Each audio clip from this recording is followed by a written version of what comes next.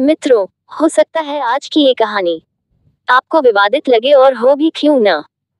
जब कोई हमारे इष्ट देवता या देवियों के बारे में विवादित रूप से प्रचार करता है या उनके बारे में अनुचित शब्दों का इस्तेमाल करता है, तो जाहिर सी बात है कि ऐसी बातें सुनकर हमें जरूर तकलीफ होगी।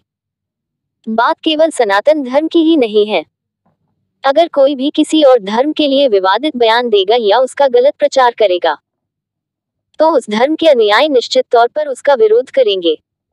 श्री राम के विषय में ऐसी बहुत सारी बातें आज भी कुछ अज्ञानी लोग फैलाते रहते हैं, जो कि वास्तविक तथ्यों से कोसों दूर है। इसी बीच अक्सर कुछ मूर्ख ये भ्रम भी फैलाते हैं कि श्री राम मांसाहारी जरूर रहे होंगे क्योंकि वो एक क्षत्रिय थे और पशुओं का आखेट भी किया करते थे। क्या श्री राम मांसाहारी थे, और अगर नहीं, तो वो जंगलों में शिकार क्यों किया करते थे? हालांकि बड़े बड़े धर्मशास्त्रों में मांस का सेवन करना बहुत ही अनुचित बताया गया है। तो फिर श्री राम, जो कि खुद भगवान विष्णु के अवतार थे, वो मांस का सेवन कैसे कर सकते थे? लेकिन शायद ये तर्क भी पर्याप्त न हो ये सिद्ध करने के लिए कि श्री राम मांसाहारी नहीं थे। इसलिए इस बात को सिद्ध करने के लिए आज हमने एक बार फिर सारी रामायणों की, जो मूल रामायण श्रीमद् वाल्मीकि रामायण है, उसका अध्ययन किया और उनमें से लिए गए पुख्ता तथ्यों के साथ आज हम ये सिद्ध करेंगे कि श्री राम बिल्कुल भी मांसाहारी नहीं थे। इस बात को सिद्ध करने से पहले आज हम एक और बात भी सिद्ध करेंगे कि क्या वास्तव में श्री राम भगवान विष्णु के अवतार थे, क्योंकि कुछ मूर्ख आज भी इस बात को नहीं मानते और एक निराधार सा तर्क देते हैं कि श्री राम तो एक आम इंसान थे और इसलिए भी वो मांसाहारी थे। वाल्मीकि रामायण के बालकांड के अनुसार जब रावण के अत्याचार से देवता बहुत ज्यादा परेशान हो गए, तो सभी देव, गंधर्व और यक्ष परमपिता ब्रह्मा के साथ वैकुंठ लोक भगवान विष्णु की शरण में गए। वहां उन सभी ने रावण के अत्याचार से छुटकारा पाने के लिए श्रीहरि से प्रार्थना की। बालकांड के 15वें सर्ग के 28 और 29वें श्लोक। भगवान विष्णु ने देवताओं की प्रार्थना सुनकर उनसे कहा कि हे देवताओं, मैं बहुत ही जल्द इस धरती पर मनुष्य रूप में अवतार लूंगा और समय आने पर रावण के साथ साथ उसके जितने भी सगे संबंधी हैं, उन सभी का संहार करूंगा और लगभग 11,000 सालों तक पृथ्वी पर निवास करूंगा। इस तथ्य से एक बात तो बिल्कुल ही स्पष्ट हो जाती है कि श्री राम भगवान विष्णु के ही अवतार थे। अब श्री राम के मांसाहारी होने या न होने पर बात करें, तो कुछ लोगों का कहना है कि वाल्मीकि रामायण में श्री राम के द्वारा आखेट करने के बारे में या खाने के विषय को लेकर कुछ श्लोक लिखे गए हैं, जहां मांस शब्द का प्रयोग हुआ है, जिसका मतलब है कि श्री राम मांसाहारी रहे होंगे। तो ऐसे बुद्धिजीवियों के लिए भी हमने वाल्मीकि रामायण के उन श्लोकों का भी अध्ययन किया, जिसके अर्थ का अनर्थ अक्सर लोग किया करते हैं। श्री राम द्वारा आखेट के संबंध में अगर बात की जाए तो अयोध्या कांड के 55वें सर्ग के 32वें श्लोक के अनुसार जब श्री राम, लक्ष्मण और सीता वन में चलते चलते एक कोस की दूरी पार कर लिए, तो रास्ते में जितने भी हिंसक पशु दिख रहे थे, जिनके द्वारा वहां के आम नागरिकों को खतरा था, ऐसे पशुओं का वध करते हुए दोनों भाई यमुना नदी के समीप के जंगलों में घूमने लगे। अयोध्या कांड के 56वें सर्ग के अनुसार जब श्री राम, लक्ष्मण और सीता वनों में घूमते घूमते महर्षि वाल्मीकि के आश्रम जा पहुंचे, तब श्री राम ने लक्ष्मण को आदेश दिया कि तुम वन में जाकर लकड़ी की व्यवस्था करो, क्योंकि कुछ समय के लिए मैं वाल्मीकि आश्रम के पास ही अपनी एक कुटिया बनाकर रहूंगा। इसी सर्ग का 22वां श्लोक, जो कुछ इस तरह से है कि एनियम मांसमाहत्या शाला यक्ष्यामहे वयम कर्तव्यम वास्तुष्मनम सौमित्रेपि चिरजीविभ्यः। इस श्लोक के अनुसार श्री राम लक्ष्मण से कहते हैं कि हे लक्ष्मण, तुम इसी समय गजकंद नाम के कंदमूल का गूदा लेकर आओ, जिससे कि कुटिया बनने के बाद हम इसी फल के गूदे से वास्तु शांति के लिए देवताओं की पूजा करेंगे। लोगों में मांस शब्द को लेकर वहम न बना रहे, इसलिए इस श्लोक के ठीक नीचे इस बात को और साफ तरीके से लिखा गया है कि श्लोक में बताए गए एनियम मांसम का अर्थ गजकंद नाम के कंद के गूदे से है। इस प्रसंग में मांस का अर्थ मांसाहारी होने से कतई नहीं है।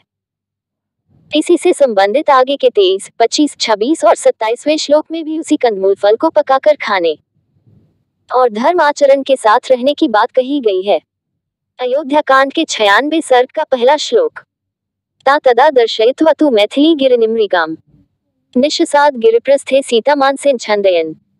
इस श्लोक के अनुसार जब वनों में घूमते घूमते श्री राम, लक्ष्मण और सीता के साथ चित्रकूट पहुंचे, तब श्री राम ने माता सीता को मंदाकिनी नदी के दर्शन करवाए और उसके बाद श्री राम माता सीता के साथ उसी चित्रकूट के पर्वतीय प्रदेश में बैठकर कंदमूल फल के गूदे खाकर वहां के वातावरण का आनंद लेने लगे। इसी के आगे दूसरे श्लोक में भी श्री राम इसी कंदमूल फल की विशेषता बताते हुए कहते हैं कि इस कंद को बहुत ही अच्छी तरीके से सेंका गया है और इसलिए ये इतना ज्यादा स्वादिष्ट है। अरण्यकांड के 44वां सर्ग का 27वां श्लोक। निहत्य पृष्ठम चान्यम मानसमादाय राघवः त्वरमानो जनस्थान ससारिभिमुखमन तदा। ये प्रसंग तब का है जब श्री राम हिरण रूपी मारीच का पीछा करते हुए अपना एक बाण उस पर छोड़ते हैं, तो उस बाण के लगते ही वो अपने असली रूप में आ जाता है और बड़ी ही तेजी से लक्ष्मण और देवी सीता को पुकारने लगता है। इस श्लोक के अनुसार मारीच द्वारा इस तरह से चिल्लाने पर श्री राम को सीता और लक्ष्मण की चिंता होने लगती है और वे तपस्वियों के खाने लायक कंदमूल फलों को लेकर तुरंत ही पंचवटी की ओर बड़े ही उतावलेपन के साथ चल देते हैं। अरण्यकांड के 68वें सर्ग में रावण द्वारा मारे गए जटायु का श्री राम द्वारा किए गए अंतिम संस्कार के बारे में बहुत ही विस्तार से वर्णन किया गया है।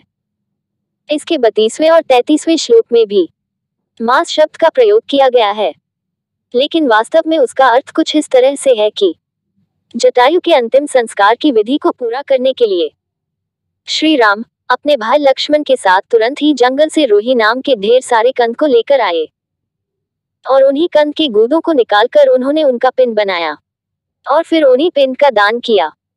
किष्किंधाकांड के 17वें सर्ग में जब श्री राम ने बाली का वध करने के लिए उस पर बाण चलाया, तब उनके बाण से घायल होकर बाली ने श्री राम से अनेक सवाल किए कि आखिर उसे किस गलती के लिए श्री राम ने उस पर तीर छोड़ा।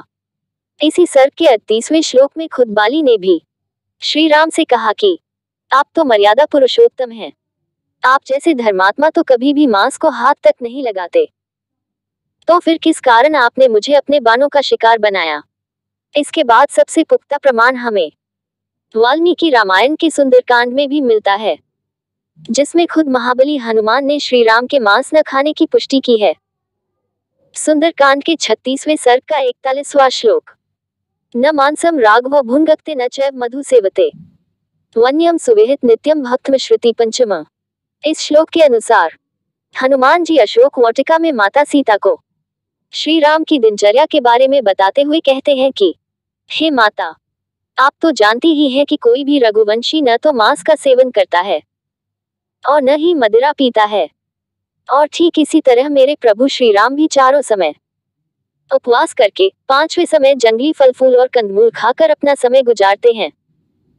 वाल्मीकि रामायण के इन खास तथ्यों को आज हमने आपके सामने रखा और आपने इस बात को जरूर गौर किया होगा कि जिन जिन श्लोकों में मांस शब्द आया है, उसका मतलब किसी मीट मांस से नहीं बल्कि जंगलों में होने वाले कंदमूल फलों के गूदों से है, जिसका बहुत स्पष्ट शब्दों में वर्णन मिलता है।